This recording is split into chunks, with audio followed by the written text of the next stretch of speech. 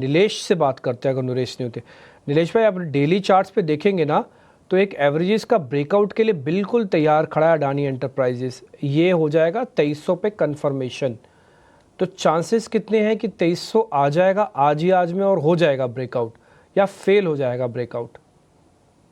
देखिए बिल्कुल डिप्पी जी ब्रेकआउट की कगार पर है और ब्रेकआउट आज के आज दिखना थोड़ा सा डिफिकल्ट लग रहा है, बट गोइंग फॉरवर्ड यहाँ पे हमें संभावना काफी ज्यादा है कि स्टॉक 2300 के लेवल ब्रेक करेगा और 2380 2400 के जोन में जाता हुआ नजर आएगा।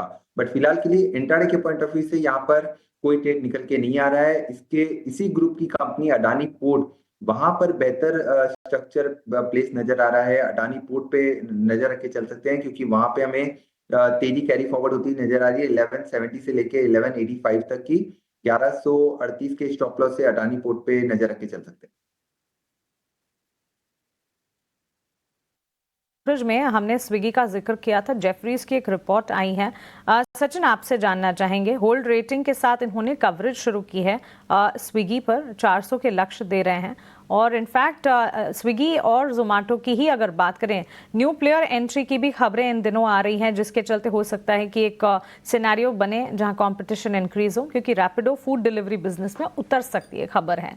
कैसे देख रहे हैं स्विगी जोमेटो को आप? 1.5% के गेन्स इस वक्त नजर आ रहे हैं स्विगी में। देखिए तो एक लोअर साइड से रिकवरी जरूर बनी है। इमीडिएट बेस करीब 320 के आसपास में फॉर्म होता हुआ नजर आया है।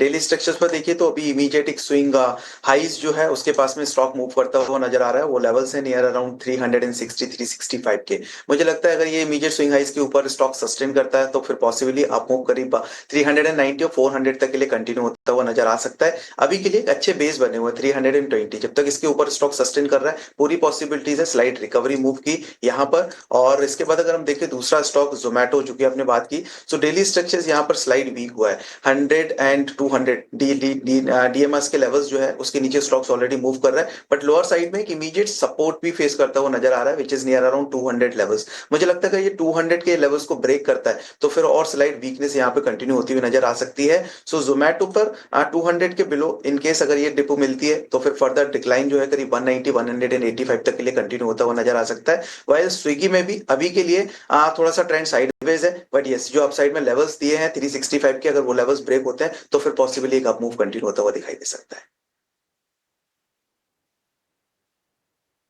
डन। तो ये अलग अलग स्टॉक्स पे आपको रिकमेंडेशन हमारे मेहमान दे रहे हैं। कुणाल परार ने एक ऑप्शंस का ट्रेड भी भेजा है, तो ऑप्शंस के चैंपियन के वाइब के साथ जरा वो ट्रेड भी दिखा दीजिए।